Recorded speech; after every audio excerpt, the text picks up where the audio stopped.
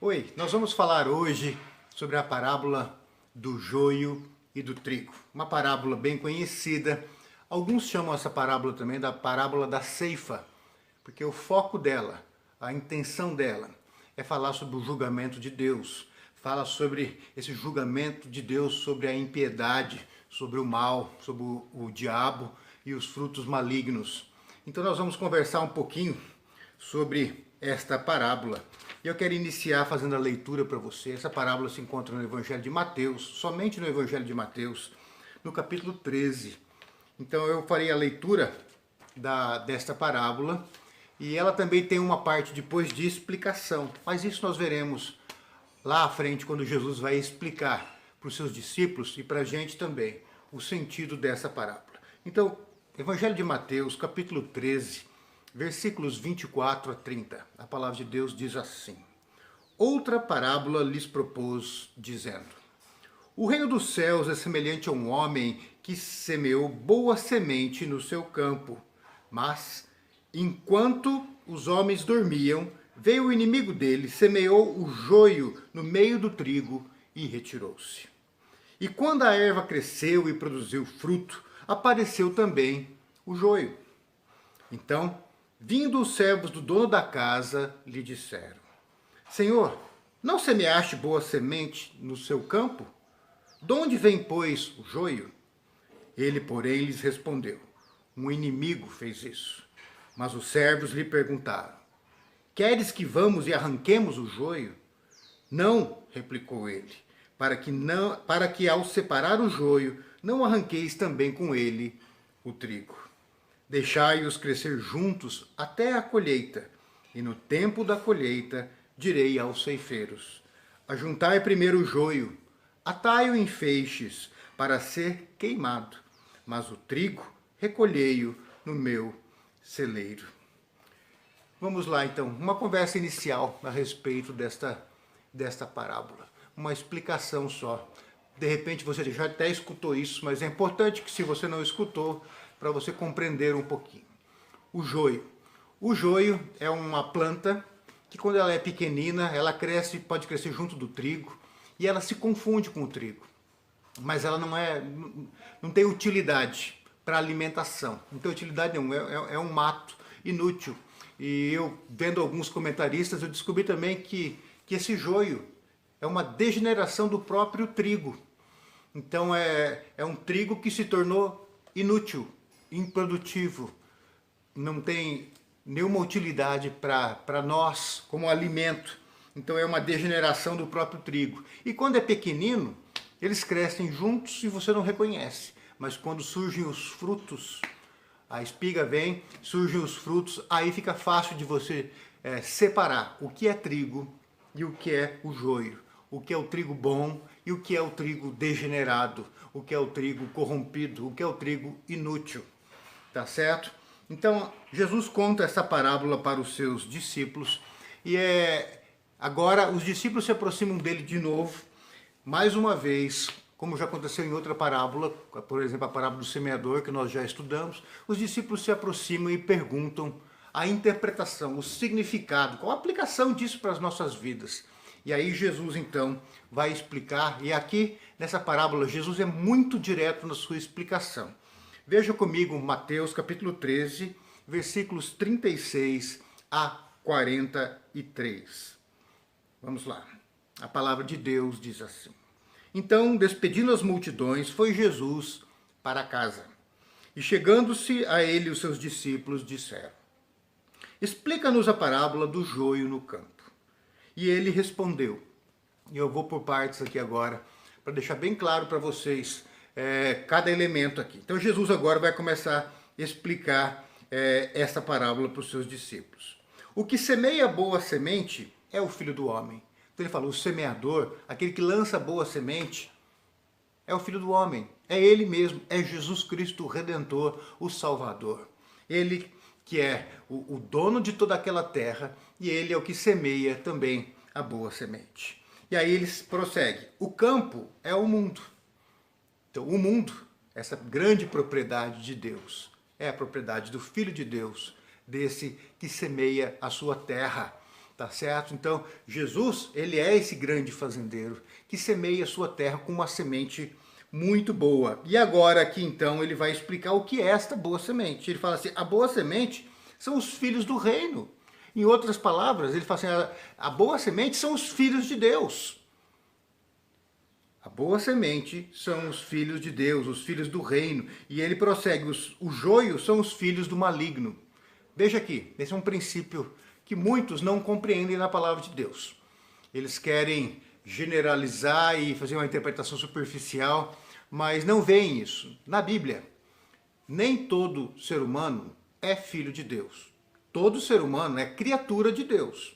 Mas filho de Deus são aqueles que, pela fé em Cristo, são feitos pela graça de Deus, se tornam filhos de Deus. Porque pela fé eles se tornam um com Cristo. E aquilo que é de Cristo, que é o Filho de Deus, agora se torna nosso também, a filiação. Então nós nos tornamos filhos de Deus em Cristo Jesus. Então Jesus já explicou aqui, falou, o que semeia boa semente sou eu, é Jesus Cristo, sou eu mesmo, é o Filho do homem. O campo é o mundo, essa é a plantação de Deus, tudo que existe é o campo de Deus, é a fazenda de Deus. E existe a boa semente, que são os meus, que são os filhos de Deus, aqueles que foram feitos filhos de Deus através de mim. E tem o joio, o trigo ruim, que são os filhos do diabo. Se você estranha isso, lá no Evangelho de João, Jesus também fala para os religiosos que estão se afirmando como filhos de Abraão, filhos de Deus, servos de Deus, povo escolhido. Jesus fala muito claramente, fala assim, eu vou dizer quem vocês são. Vocês são filhos do diabo, porque vocês vivem praticando as obras dele. Mas quando a gente diz filho do diabo, a gente não está dizendo que eles foram criados pelo diabo. Eles foram criados por Jesus. Mas eles são filhos do diabo porque a natureza deles é uma natureza maligna. Uma natureza maligna que foi corrompida pelo próprio inimigo, pelo próprio diabo. E Jesus prossegue então. O inimigo que semeou o joio é o diabo. Tá certo? Nós estamos no versículo 39. Então aqui agora ele coloca, olha, eu sou o filho que semeia boa semente. A boa semente são os filhos do reino, os filhos de Deus, aqueles que foram feitos filhos de Deus por mim. O joio, a semente ruim, são aqueles que são filhos do diabo, de Satanás, do maligno. Esses daí foram semeados pelo próprio diabo na plantação de Deus, na criação de Deus. E ele prossegue, o inimigo é o diabo e a ceifa é a consumação do século. O dia que Jesus voltará, não mais humilde numa manjedoura, ou crucificado, ou em sofrimento, mas voltará em glória para estabelecer a justiça de Deus. Então, a ceifa, o dia da colheita, é o dia da justiça de Deus, quando Cristo voltará. E ele fala, e os ceifeiros são os anjos. Veja então, Jesus explicando toda esta parábola. Então, ele está dizendo, olha, Deus criou todo o mundo, e esse mundo é a fazenda de Deus, é a propriedade de Deus. O Filho de Deus semeou a boa semente, que são os filhos de Deus, feitos filhos de Deus nele. Mas o diabo também tem os dele, o joio. E ele lança isso no meio dos filhos de Deus. E esses vão crescer juntos, mas vai chegar o dia da ceifa, o dia da colheita, o dia da justiça de Deus, quando Jesus voltará em glória. E aí ele enviará os seus anjos, e os seus anjos vão recolher o trigo para Deus, ali para habitarem na presença de Deus, ali no celeiro de Deus. Mas o joio será colocado em feixes. E por que isso? Porque o fazendeiro vai utilizar, isso na parábola está colocado ali, vai juntar em feixes o joio, porque ele vai usar agora esses feixes para aquecer no inverno. Tá certo? Então, essa é a interpretação direta de Jesus, mas ele prossegue essa explicação. Vamos lá. Pois assim como o joio é colhido e lançado no fogo, assim será na consumação do século. Está dizendo, assim como na parábola o joio é lançado no fogo, vai ser assim também no dia do julgamento de Deus, quando Jesus voltar ao som das trombetas com os seus anjos nos céus, para estabelecer a justiça de Deus. E ele prossegue, mandará o Filho do Homem, os seus anjos, que ajuntarão do seu reino todos os escândalos e os que praticam a iniquidade, e os lançarão na fornalha acesa, e ali haverá choro e ranger de dentes. Veja o que Jesus está dizendo aqui. Jesus, quando ele vier naquele dia, os anjos vão separar o joio do trigo. O trigo vai ser colocado no celeiro de Deus, ou seja, os filhos de Deus vão ser levados para a presença de Deus. Mas o joio, aqueles que até parecem ser trigo, mas não são, eles vão ser separados em feixes para ser queimados e vão ser lançados ali no inferno. Mais uma vez, você vê a presença do inferno aqui. Então a Bíblia não tem medo de falar dessa justiça. A gente quer ser mais justo do que Deus. Fala, não, o inferno não existe, isso é loucura. Mas nós, pequeninos vermes, insignificantes, queremos saber mais do que Deus. Quando Deus fala que o inferno é real, assim como o céu é real. Tá certo? E ele diz aqui que quando esse dia chegar, Jesus lançará, destruirá todo o escândalo, todo o tropeço já não vai existir mais. E tudo que é mal será destruído. Mas tem a promessa também para os justos, para os filhos de Deus, para o trigo. E fala assim, então os justos resplandecerão como o sol no reino de seu Pai. Quem tem ouvidos para ouvir, ouça. A diferença entre o justo e o ímpio estará lá no dia final, quando será separado o joio do trigo. O filho de Deus do filho do diabo, por mais pesado que isso soe para você. É assim que Deus fala que é, e é assim que será. Então, essa é uma parábola que ela foca muito nesse dia da consumação, na ceifa, no dia da justiça de Deus, no dia em que Deus destruirá todos os seus inimigos e o mal já não existirá, já não será uma opção, uma realidade mais em toda a criação dele. Jesus trabalha bastante nessa parábola com conceitos do Antigo Testamento.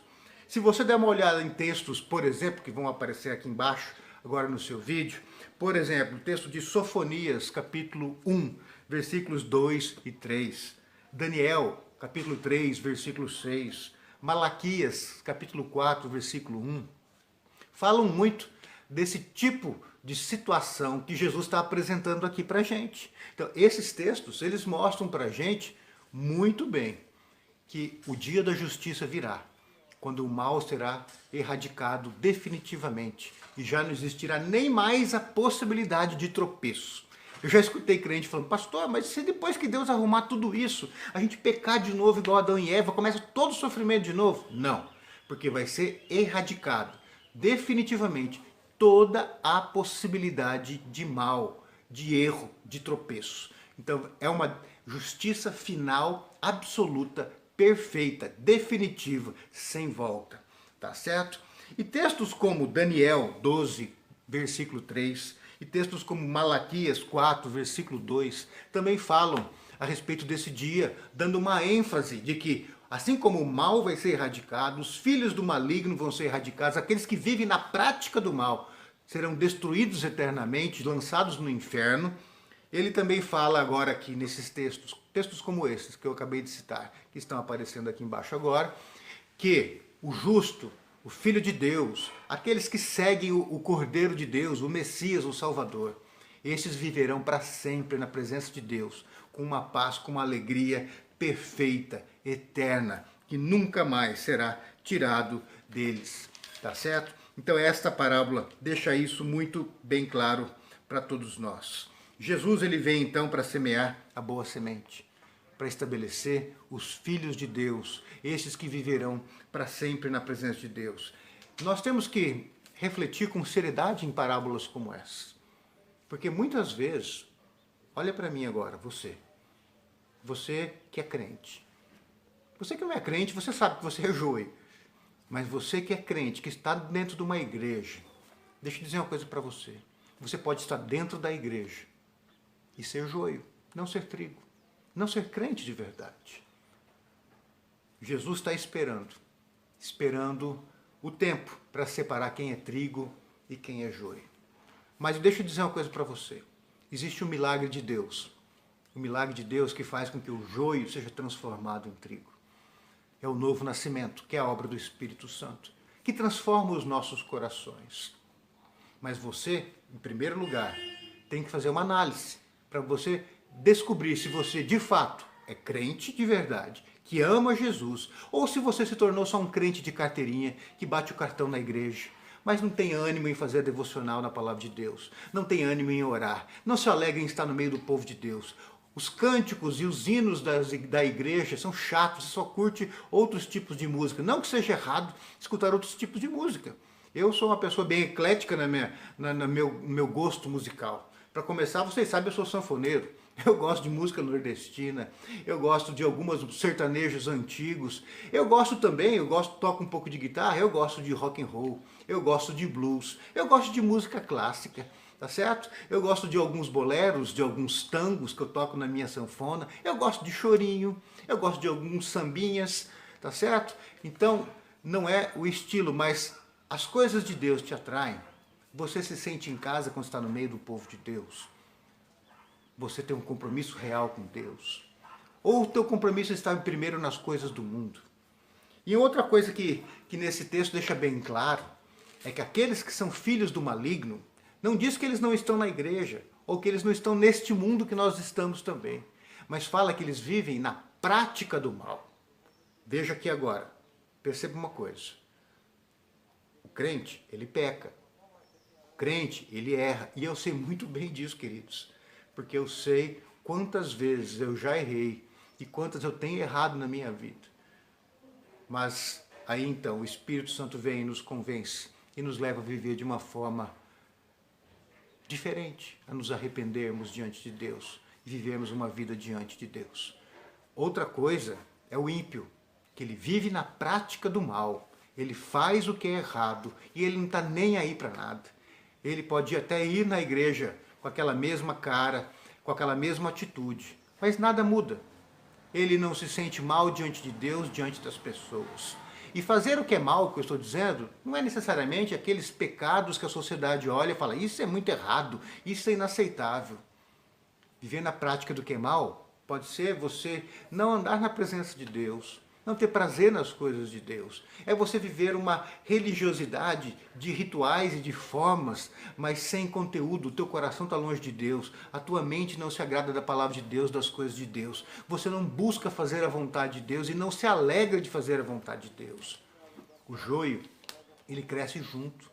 E é interessante, junto do trigo. E é interessante que no texto, quando os servos do fazendeiro percebem que tem o joio ali crescendo junto do trigo, eles vão indignados pro fazendeiro e falam assim, você quer que a gente tire o joio de meio do trigo?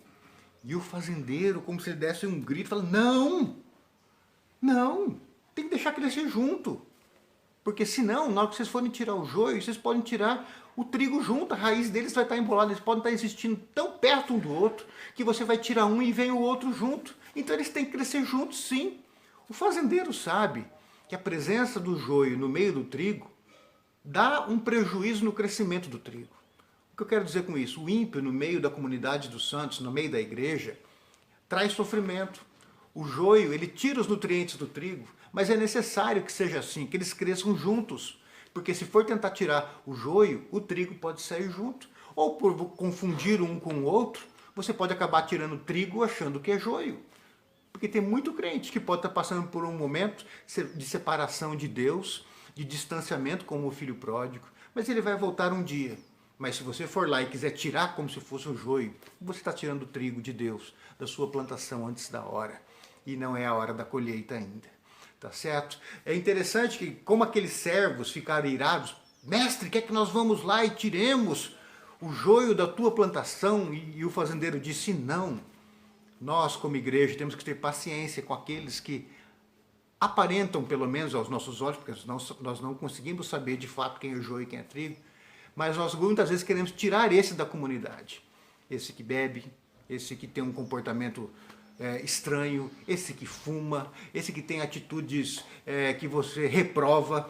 Não estou dizendo que não é para reprovar essas atitudes, mas outra coisa é querer tirá-los da comunidade, tirá-los como se nós pudéssemos arrancá-los da plantação de Deus, tirá-los da nossa presença. Não, tem que crescer junto. Há um custo para quem é trigo? Há um custo. Os nutrientes são roubados, há um sofrimento, a injustiça está no nosso meio, mas é Deus que vai fazer a justiça no tempo certo. Sejamos misericordiosos, compassivos, como o fazendeiro é. Deixa o joio crescer, até porque, como eu disse antes, o milagre de Deus acontece. Tem muito joio que é transformado em trigo. Pelo novo nascimento, pela obra do Espírito Santo.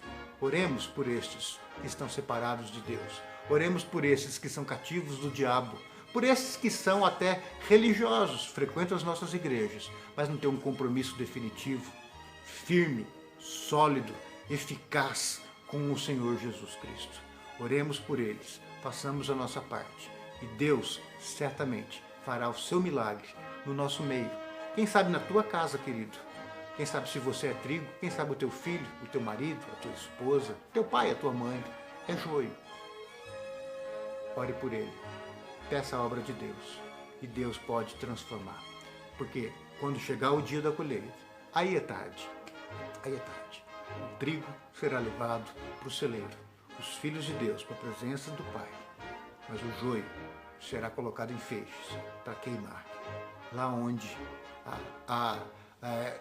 você não gosta de dizer essa palavra, o inferno. Lá onde será lançado o inimigo, o diabo. Todo tropeço, tudo que é errado, tudo que é mal será lançado lá e será destruído eternamente. Que o Senhor nos abençoe, que esta palavra nos exorte de tal forma a nos aproximar de Deus e purificar a nossa espiritualidade. Amém.